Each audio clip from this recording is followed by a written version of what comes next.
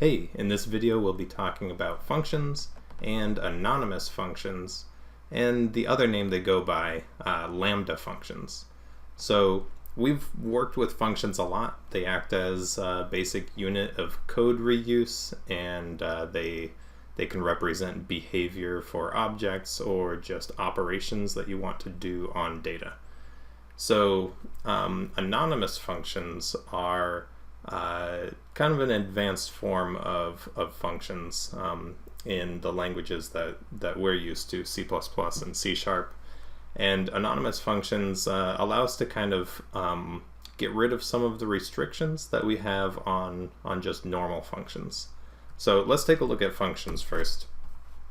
In C++, a function is going to be declared outside of main. So let's say we have a function add1. We give it an integer reference so that we can modify this integer, and we're just going to increase that number by 1. We can call this function, let's say we have a number and we want to add 1 to number. Alright, pretty useless function, but represents, it shows what we want to get at. We have a function, it has an identifier, it has a return type, a void, it's returning nothing. It has arguments as well, an argument list. So in this case, just one single argument, an integer reference. And then the body of the function is where it does all of the work. When we write an anonymous function, we are writing one that doesn't have a name, doesn't have an identifier. So we need a special syntax in order to represent that. And in C++, anonymous functions, these are also called lambda functions. So I'll just say lambdas. And lambda, the Greek letter lambda, if you haven't seen it before, it looks kind of like a upside down V. That's the capital lambda. And then lowercase lambda is sort of like a funny L thing. But that name lambda comes from the lambda calculus that is part of some important parts of computer science when people were exploring what functions were and the properties of functions. They developed the lambda calculus, and it's just a math system that's talking about how to deal with functions. This was done, by the way, before computers were even invented. Computer science existed. So we won't really go into that part of it, but lambdas themselves are useful in C++ and C#, any other language, because they change the way that you work with functions a little bit. So in my case here, I just want to make an anonymous function, and you'll see right away one of the benefits of this. So the syntax in C++ is to have square brackets first. This is called the capture block. So let me make this a little comment. We got our capture, and we've got our arguments or parameters, and then we've got the body of the function in curly braces. So when I define one of these, I'm just going to leave the capture block empty for now. And in the parentheses, I want my arguments. So let's say we want an integer reference. And then the body of the function, just add 1. Alright, so this is the same thing. The syntax is a little bit terse. It's kind of condensed and compact here. We're missing a name, so it's anonymous, and it's kind of unclear how we would even use this without a name, right? So the first way would be to use it directly as it is, and this is going to look weird. If this is a function, then a function call just has parentheses after it, right?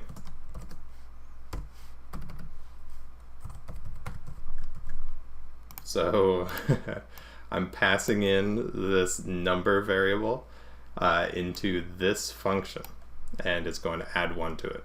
Alright, that's pretty weird. I don't even like looking at that.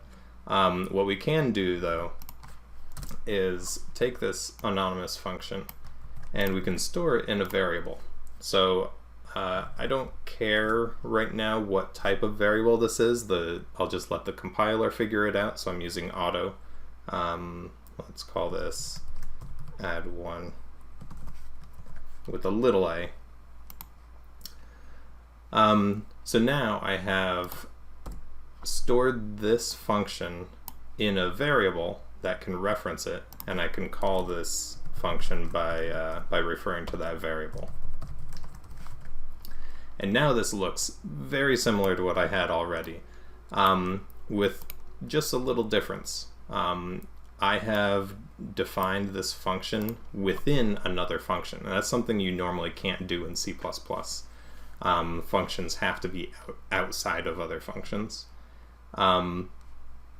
So that kind of gives us a couple of benefits. It declutters the namespace. So for example, if I only wanted to use this function here and nowhere else in my program, why should it be accessible to the rest of my program? Why should it have a name in the global scope here?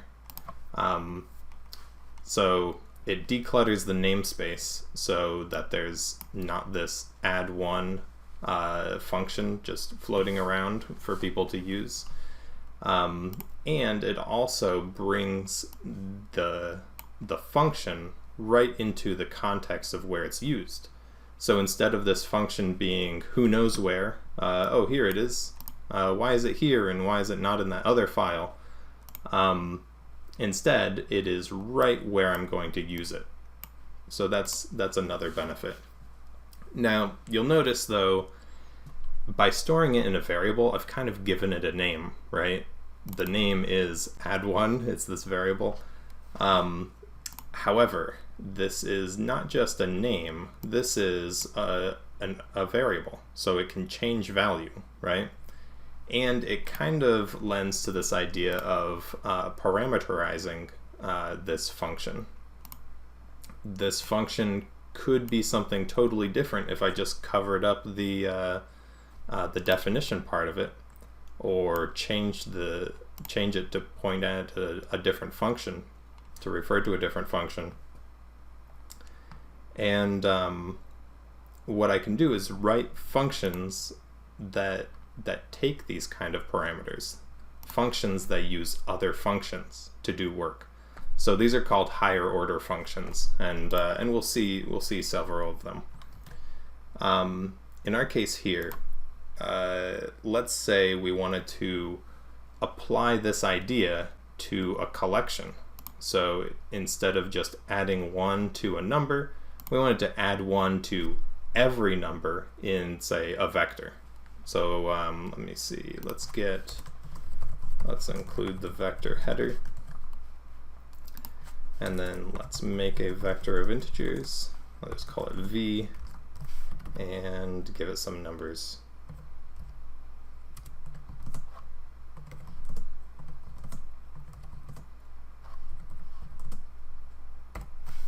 Okay, those are good numbers.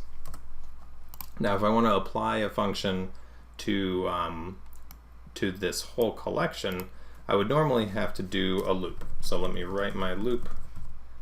I is less than 0, or I equals 0, I less than v.size. There we go. And then for each of those, I might want to add 1 to it.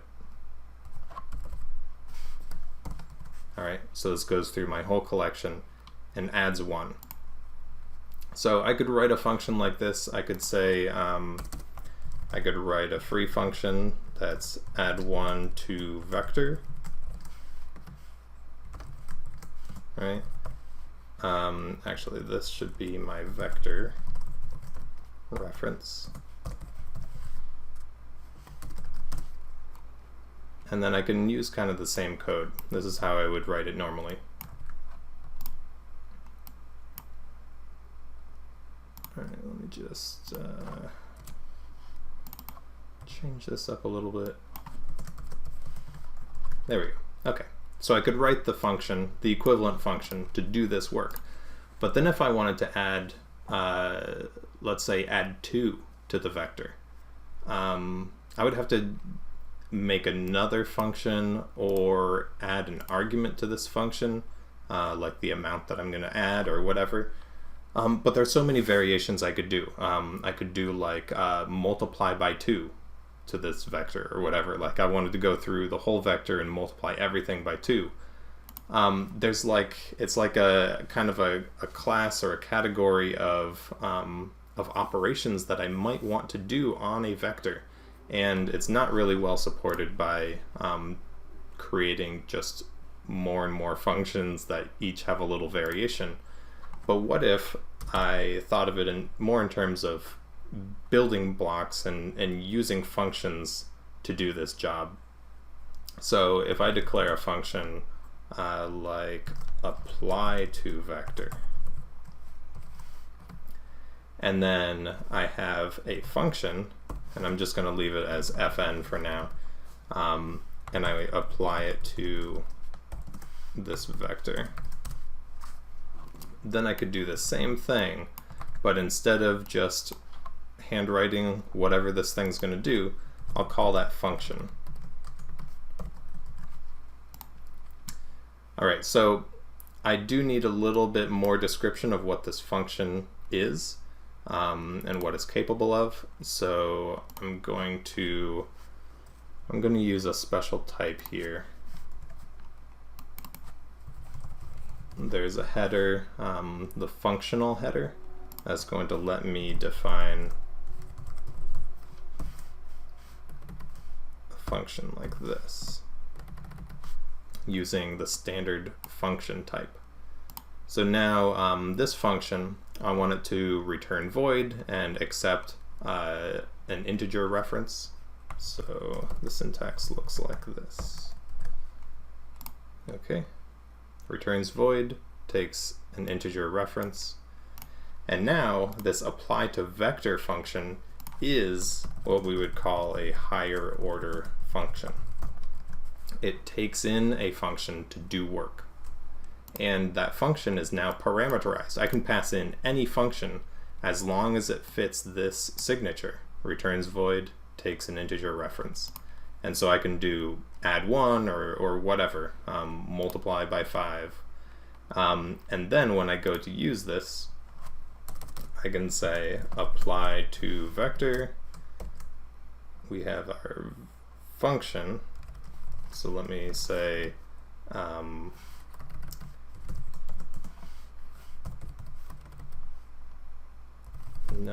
times equals 2, let's say doubling it, and then we pass in the vector that we're operating on. Cool.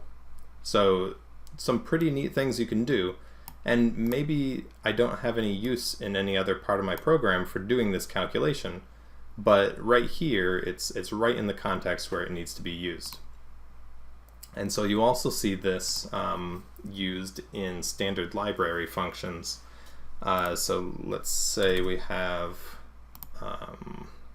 a vector, and I've now just doubled everything. Okay, they're going to be big numbers, but some of them are small enough. So let's say we have we want to find a value, the first value in this vector that is say less than 20. So at this point, I think very few of them are less than 20. This one's going to be less than 20. It'll be 1 is added to it, so it'll be 2, and then it'll be doubled, so it'll be 4. So I should expect to get 4 out of this. Normally, I would write a loop, and I would go through the whole container, checking each element to see if it is less than 20, and then I would return that or print it out or whatever. But this is such a common thing that it's built in, that there's a library built into the language, the standard library, that is able to do this. So let's include yet another one of these headers. the algorithm header has some of these functions in it. One of them, I'm still going to prefix it with standard, even though I don't need to, just for clarity of where it comes from. And this is standard find if. So standard find if, usually in C++, these helpful hints don't look that helpful in the standard library, but this is telling me an input iterator, which is the first element of my collection, and then an input iterator that is the last element of my collection, and then a predicate. So let me do these iterators first. This is my vector.begin and my vector.end. That's the beginning and end of my range that I'm trying to find in. And then the predicate, a predicate is just a function that returns true or false. It's given some input and it tells you either true or false. You can think of it as kind of defining a set. We have a set of numbers we're thinking of, numbers less than 20. And I could list out all of those numbers and I could compare my values to those numbers, but there are an infinite number of those of those values in that set, so I don't really want to do that. Instead, a predicate can do a test and just say, is it in the set or is it not in the set? And so our predicate can be a Lambda function. So let me do square bracket, parentheses, curly braces. In the parentheses, we are going to accept, what is it? It's giving us integers. And in the body of it, we'll return num less than 20. So if it's less than 20, it'll return true. If it's greater or equal to 20, it'll return false. Okay, and find if returns an iterator. I'm just going to say auto. I'll catch it there. But then we can check if we actually found any value that meets this. So if we're not at the end of this collection, then we can print out found it. And whatever it is, the stuff stored at that iterator. So I dereference it to get that value. Okay, so we can print that out. Let's see if it works. Okay, found it. 4. That was the value we were expecting. 1 plus 1 doubled. Looks good. Okay, so now let's talk about that last part, this square brackets thing.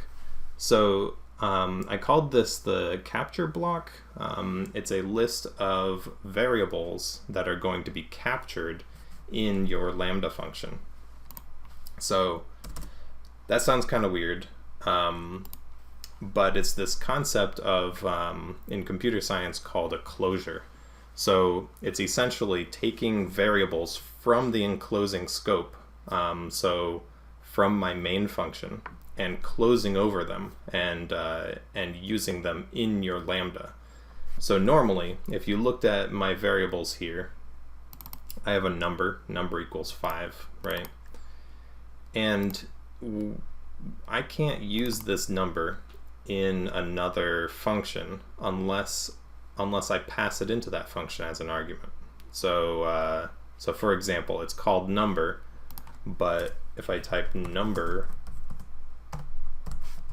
it has no idea what I'm talking about because it's not within this scope. I would have to change the signature of this function in order to add it in. I would have to pass it in and whatever. So you can't do that with normal functions. With a Lambda function, let's see, let's say number plus equals 5. And this, I can kind of space this out a bit. So here it also says I can't do that. However, with the capture block, I can say this variable comes from the enclosing scope. So I just type in the name of it there, and it'll capture from the enclosing scope and should allow me to do that. Oh, right, this is not modifiable. So this is capturing by value, and I want to capture by reference so I can actually change it. So I need to put an ampersand in there. Okay, that's better. So I'm actually modifying this value. So there we go. If I wanted to capture something by value, I just type in the name. By reference, I need an ampersand. And then there are a couple of special ones. Equals will capture everything in the scope by value. Don't do that. It's usually a very bad idea. It's very easy to introduce bugs that way and unintended behavior, just because it'll grab more than you need. You can also use ampersand and capture everything by reference. Again, not a good idea. So usually you want to be specific about what you're capturing. Okay, so let me get rid of this because that changes what my function does. So those are closures, or using the capture block in a Lambda. All right, lots of cool stuff we can do here with it. And you can imagine a lot of algorithms work really well with this idea of an anonymous function that can be passed in and the function can do the work. All right, let's look at C#. In C# we have some of the same ideas, the same concepts. The syntax is a little bit different, and some of the way you use it is different. So let me say I have a list of integers. What do I want to call this? Numbers. All right, and I'll just add to this. Why not?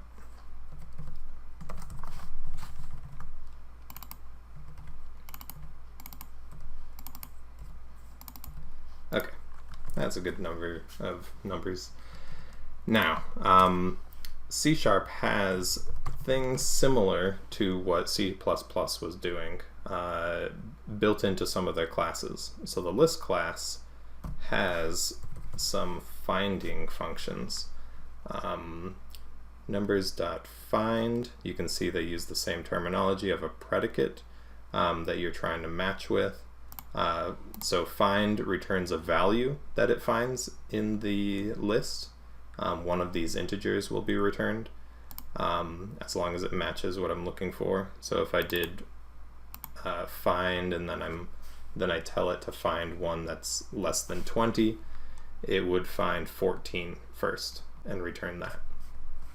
So there's also find all, which gives you a list of the ones that match. So it'll go through the entire thing and give me everything 14, 1, 7, 9, 3. That's less than 20. Find index is useful. It'll tell you where in the list it is. It returns an integer telling you the index of that value. And that's the one I'll use. So find index. And then find index takes a predicate. So this is that function that returns true or false. It takes an integer. So in C#, the syntax looks something like parentheses, then a big arrow. So equals sign, greater than sign, makes a big arrow, and then the body of the Lambda function. So in this case, we are getting an integer. So I'm just going to call it int an element. And then we are doing something. We need to return true or false. So let's say element is less than 20. Okay, and that's it. This syntax might look a little nicer, but if you needed to do write a closure, it gets a lot worse. The C++ syntax is a lot nicer. In C#, you have to like define a delegate that's enclosing your lambda and declare the variables there. So anyway, C# is also pretty flexible with its syntax here. Like, it already knows that this takes an integer, so I don't even have to tell it that it's an integer. That's fine. I think these parentheses, they might even be optional. This is a really simple one statement return, so do I need these curly braces? Let me find out. Yeah, it looks like I do, but if I don't say return, okay, I think that works too. They just have a bunch of what you would call syntactic sugar, things that make the syntax nicer, but don't really change anything.